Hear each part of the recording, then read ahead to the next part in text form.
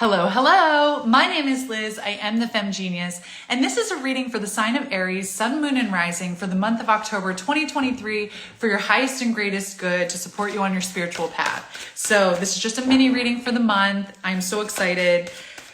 Aries, you are such a little troublemaker. Like, that was what came through before I even came on the video. It was just like, Aries be making a lot of trouble right now. So I'm like, what are you guys up to?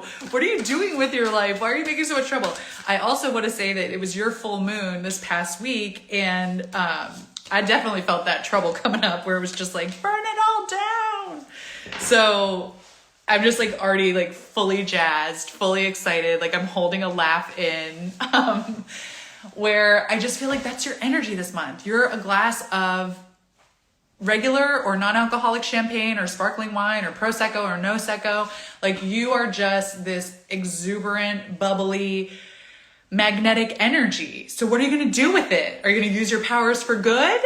Or are you going to use your powers like, I don't know, like I see you like shaking up a can of soda and like opening it and like all those bubbles coming out and just like spraying everybody.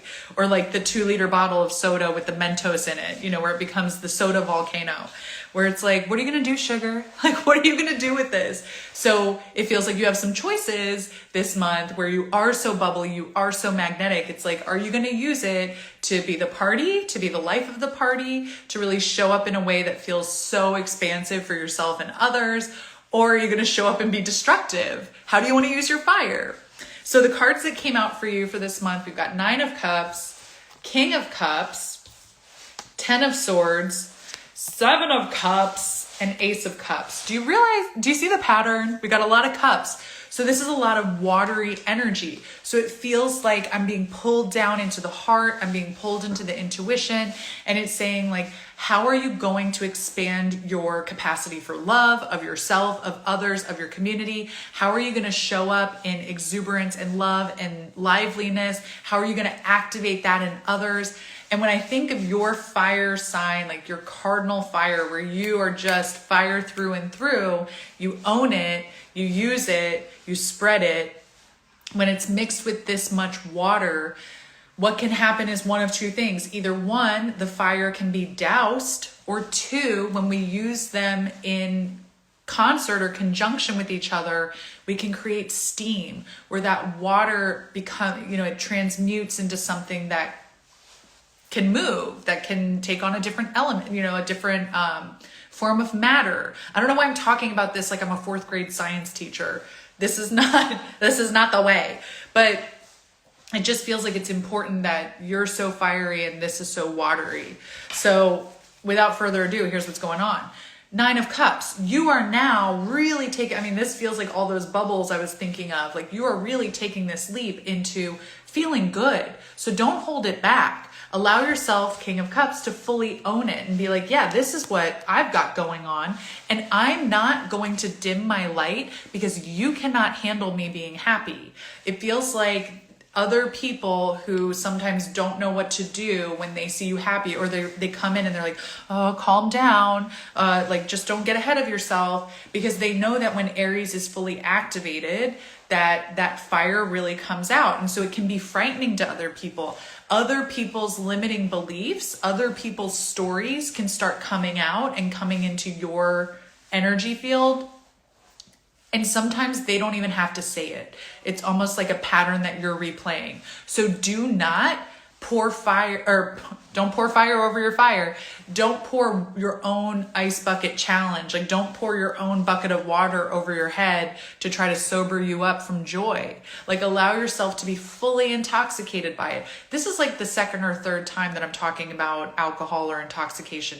I am not meaning it in a literal sense, but I'm saying like this month holds an intoxicating energy with you, like where your energy is intoxicating, or you're like attracting in intoxicating energies. So just be very aware of that. What does that look like in your life? Because if you get physically intoxicated, that can also be like pouring the bucket of water over you, versus allowing your spirit to be intoxicated. And that's like pulling me into that steam energy.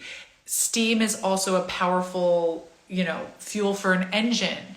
So it feels like there's something around like, let that steam be the fuel to like drive you forward. And part of this is going to be moving on from like old mindsets. So again, like that feeling of I've got to really rein this in, or I've got to really pull it back because people cannot handle this and I'm going to look like an ass if I just keep going with this.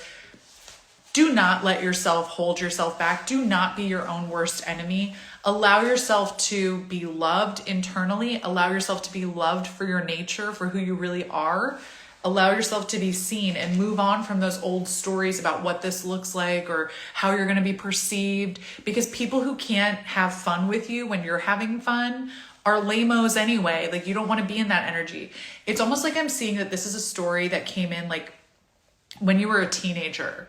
And you know what I'm talking about? Like when you see a group of teenage girls like who are all trying to figure out who they are, and they all think that like if I laugh the loudest, everyone will think I'm having the most fun. But like then from an adult point of view, you're looking at them and being like, oh my gosh, this is so cringe. Like, just be yourself. Like, just be your bright young self that's like hopeful for the future. Like, stop putting on the guise of having like this very bubbly personality and like being the life of the party, because it's almost like at that time, like you internalized this energy of like, when I'm happy, when I'm in my joy, I'm cringe. And it's not true anymore. It's when it's inauthentic or forced happiness, or like when you're forcing yourself to look like you're having a good time. That's the part that's cringe, not the core of like you actually having a good time. So it feels like something like that is coming through this month as well. And it feels like when you start examining that, like, where did these ideas, where did these stories come from about like, I look stupid when I'm happy, or like I should bottle this up and like not let it out. Looking at the source of those stories and just being able to acknowledge, like, not even going fully into like, oh, it was this incident, but just being like, I don't know, this feels like this stems from when I was a kid, or like someone must have told me something somewhere.